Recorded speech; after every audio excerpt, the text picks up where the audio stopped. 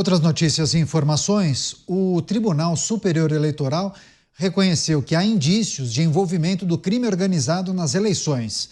Segundo a presidente da Corte, a ministra Carmen Lúcia, essa questão não pode ser subestimada. Ela revelou ainda que há um risco das facções passarem a interferir no pleito estadual e até nacional. Segundo a magistrada, o crime organizado quer formular e editar leis a fim de influenciar ainda mais a sociedade.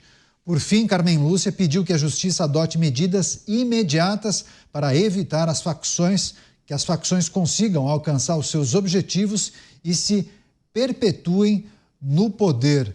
Vou começar essa com o Cristiano Beraldo. Beraldo, quando a ministra Carmen Lúcia diz que essa questão não pode ser subestimada, é preciso refletir. Bom, se nós chegamos a esse cenário, você não acha que, em certa medida, as nossas autoridades foram lenientes ou ineficientes no enfrentamento ao crime organizado? Que, ok, parece que descobriram isso agora, mas há relatos e registros de atuação do crime organizado em pleito e nas eleições de outras edições, né? Pois é, Canhoto. A ministra poderia assistir mais assiduamente os Pingos nos Is e ela teria conhecimento das discussões que já fizemos aqui em outras oportunidades sobre essa realidade que assola o Brasil, que é o fortalecimento do crime organizado através dos seus tentáculos eleitorais. E é como você disse, Canhoto, a ministra, além de ser ministra do Tribunal Superior Eleitoral, ela também é ministra do Supremo Tribunal Federal, que tem um papel fundamental hoje nessa realidade que vivemos. Nós não podemos nos esquecer que está em vigor a proibição estabelecida pelo STF de incursões, por exemplo, nas favelas do Rio de Janeiro. Lembra aquela decisão da época da pandemia, até hoje em vigor, foi tomada pelo Supremo. Então, esse cenário em que a gente vive, desse domínio total do crime organizado, que não só trata do tráfico de armas, do tráfico de drogas, mas também que assola, como consequência, a vida de todos os brasileiros em absolutamente todas as cidades do país, isto vem decorrendo também das decisões tomadas pelas Cortes Superiores Brasileiras. Então, não se pode simplesmente fazer uma avaliação como se fosse algo distante, apenas do ponto de vista eleitoral. É preciso olhar e tratar do tema como um todo. Quer dizer, estamos diante dessa realidade, quais são as medidas que estão sendo tomadas, sobretudo para enfraquecer essas gigantescas organizações criminosas que têm dezenas e dezenas de bilhões de reais ao seu inteiro dispor, inclusive para treinar da educação, preparar pessoas para passar em concurso público e ingressar na vida política através das eleições. Então, enfim, não dá para ficar só reclamando sem agir de verdade. Delegado Palumbo, TSE atento ao avanço do crime organizado no processo eleitoral, só que o senhor mesmo já relatou isso aqui. Esse tipo de relação não surgiu agora, né? Há registros de muito tempo que indicam justamente essa relação do crime organizado com o processo eleitoral, não é verdade?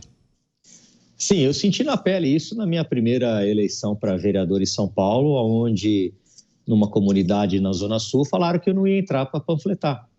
Simplesmente assim.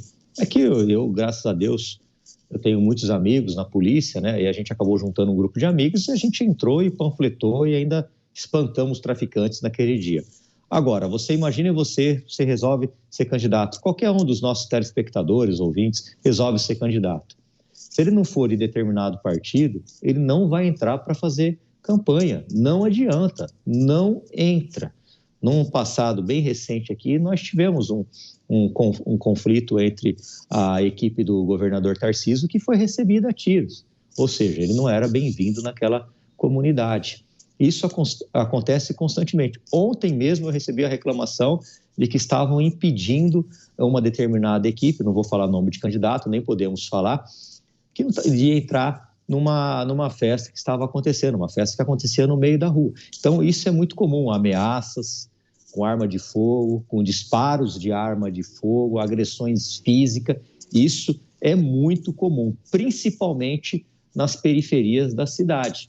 Não é tão simples você entrar para fazer campanha. E o crime organizado percebeu que quando ele faz vereadores, deputados, prefeitos, eles começam a entrar numa seara que vai dar muito dinheiro. O transporte público dá muito dinheiro, o lixo dá muito dinheiro. Muita gente despreza o lixo, mas o lixo dá muito dinheiro para esses empresários. Unidades básicas de saúde, que hoje tem as unidades gestoras, eles querem entrar neste meio, inclusive para lavar dinheiro. Eles sabem que na política se decide tudo, na política que é que se faz as leis, e é por isso que a gente precisa ter gente boa na política, porque senão o crime organizado vai estar cada vez mais dentro da política brasileira. Programa Os Pingos nos Is, o reconhecimento por parte do TSE, por meio da sua titular, a presidente Carmen Lúcia, dizendo que há indícios de envolvimento de facções criminosas no processo eleitoral. Mota, o que você achou do alerta da magistrada, da ministra? Parece uma constatação tardia, de certa forma? Parece. A gente sempre fala aqui sobre o controle territorial que o narcotráfico exerce. Só no Rio de Janeiro são mais de 1.500 comunidades que estão sob o controle do narcotráfico. Alguém acha que nessas comunidades vigora a liberdade política ou liberdade eleitoral? A questão não é que o crime quer formular leis. Essas leis já estão em vigor. Será que alguém lembra? A gente deve lembrar, né? Muita gente deve lembrar daquela ministra, uma ministra que andou de moto sem capacete em uma comunidade e aí declarou, não, porque essa é a regra aqui, gente. Aqui a lei é andar sem capacete. Será que alguém se lembra? A semana passada nós comentamos isso, de um pai que veio de Minas Gerais aqui para o Rio de Janeiro com a filha tirar um visto, entrou por engano em uma comunidade.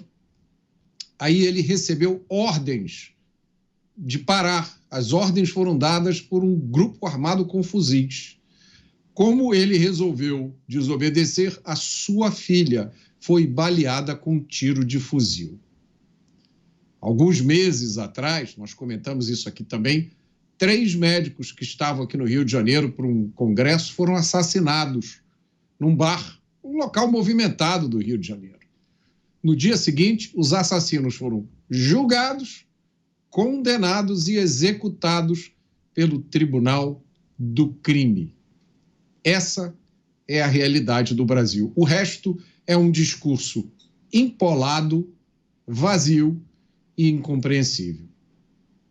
Agora, Beraldo, só trazendo uma informação adicional, a ministra revelou em uma entrevista para jornalistas que haverá uma atuação por parte da Justiça, convocando a Força Nacional para assegurar o protocolo de segurança para os eleitores em muitas localidades. E aí eu te pergunto, né, Beraldo? Fico pensando, ok, muito bom, você coloca a Força Nacional na sessão eleitoral, dá toda a segurança para que o eleitor possa exercer a cidadania, votar no candidato que ele bem entende, mas de que adianta isso se em todos os dias dos últimos 4 anos a pessoa que vive em uma comunidade é influenciada pelo chefão de uma facção que praticamente o que ele diz é regra? Aí fica difícil, né? Neto, a grande preocupação que existe é em relação à Polícia Rodoviária Federal, por exemplo. Convencionou-se de que a Polícia Rodoviária Federal tem uma atuação política e que agora, nessas eleições, está proibida de parar qualquer carro. Não importa o estado do pneu, não importa se está cometendo infração, não importa nada, não importa sequer se o coronel cacique, o miliciano, o traficante da região é que está pagando o ônibus para levar os eleitores, coisa que é proibida. Mas a Polícia Rodoviária Federal já foi decretada como culpada, criminosa culpada, que ameaça a democracia. Lembram da democracia? A Polícia Rodoviária Federal é uma ameaça à democracia, ao processo eleitoral. E aí vem Força Nacional. Como se o problema fosse o dia da eleição, como se não houvesse essa construção de um cenário horrível, horripilante para todo o funcionamento do país, que é essa negligência em relação ao efetivo combate ao crime, porque estamos num processo de enfraquecimento da polícia e fortalecimento do criminoso, e aí o problema é a Força Nacional no dia da eleição. Eu me pergunto por quê, quer dizer, como é que as pessoas que tomam esse tipo de decisão acham que a população brasileira enxerga isso? Será que alguém vai sair de casa se sentindo mais seguro porque sabe que a Força Nacional está nas ruas? Então, realmente, o Brasil ele vai desafiando a lógica a cada dia que passa. O problema vai além do dia da votação, né, delegado Palumbo? E todos os outros dias daquela pessoa que mora na comunidade. Quem manda ali é o chefão do tráfico de drogas e ele muitas vezes influencia toda aquela comunidade dizendo em quem deve votar, vereador A, B ou C, enfim. Estou dando risada aqui porque isso aí a gente chama no meio policial de fumaça. Força Nacional não tem nem efetivo para ir para todos os municípios. A Força Nacional, olha, para mim, você não pode colocar policiais da Força Nacional, por exemplo, no Rio de Janeiro. Eles não vão nem saber andar lá e vão morrer. É isso que vai acontecer, como a gente já teve casos aí de policiais da Força Nacional tendo que buscar apoio da própria polícia porque não sabia sair do local e estava encurralado. Isso é absurdo. Agora, você imagine, eu tenho informações através de um deputado federal, Sargento Portugal, do Rio de Janeiro. Quando ele me mostrou as imagens, eu custei acreditar. Ainda falei para ele, eu posso falar isso? É certeza? Ele falou, certeza. A equipe policial, para assumir o seu ponto na base, tinha que pedir permissão para os traficantes, passavam por uma barreira de traficantes. E aí o traficante olhava dentro da viatura, não, são os mesmos policiais que sempre estiveram aqui, pode subir. E pasmem, para esse policial ir na padaria, ele tem que fazer um gesto para o traficante que está a poucos metros com o fuzil para pedir permissão para ir até a padaria. Agora eu pergunto para a nossa audiência e para vocês, será que no dia da eleição, se a polícia tem que pedir autorização, quem é que vai confrontar um traficante que resolve? Deixa eu ficar aqui atrás dessa urna aqui, ó. Eu vou usar o celular, eu quero ver em quem vocês vão votar. Será mesmo que o Brasil consegue garantir a segurança de todos os eleitores? Claro que aquele morador oprimido, ele não vai ousar ser contra um traficante, porque ele vai pagar com a vida. Mas a grande verdade é que não se tem segurança. Em alguns pontos, principalmente da cidade do Rio de Janeiro, o Mota pode falar com muito mais perfeição do que eu. Quer fazer um adendo em relação ao que disse o Palumbo, Mota? Quero sim. Como eu sempre digo, essa situação já não é mais privilégio do Rio de Janeiro. Há inúmeras outras cidades, cujos nomes eu não vou citar, porque são cidades que eu gosto, que eu amo, no Sul, no Nordeste, nas quais, se você entrar na rua errada, você pode passar pela mesma situação que esse pai passou com a filha. Se estabeleceram no território nacional outros estados. Isso é de conhecimento público, já tem bastante tempo. Circulam pela internet já faz bastante tempo centenas ou milhares de vídeos em que verdadeiros exércitos com fuzis, todo tipo de arma de guerra, participam de bailes nessas comunidades ou atiram para o ar. É de se espantar que alguém ainda não saiba disso, né?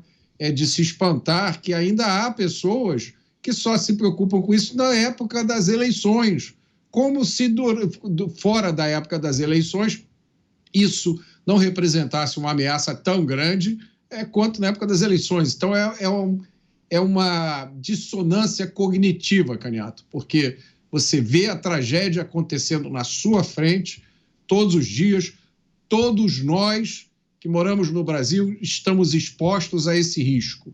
Em qualquer hora, em qualquer lugar. Eu poderia aqui contar inúmeros casos de pessoas que foram vítimas de assaltos, de sequestro, nos lugares mais finos, badalados e elegantes do Brasil.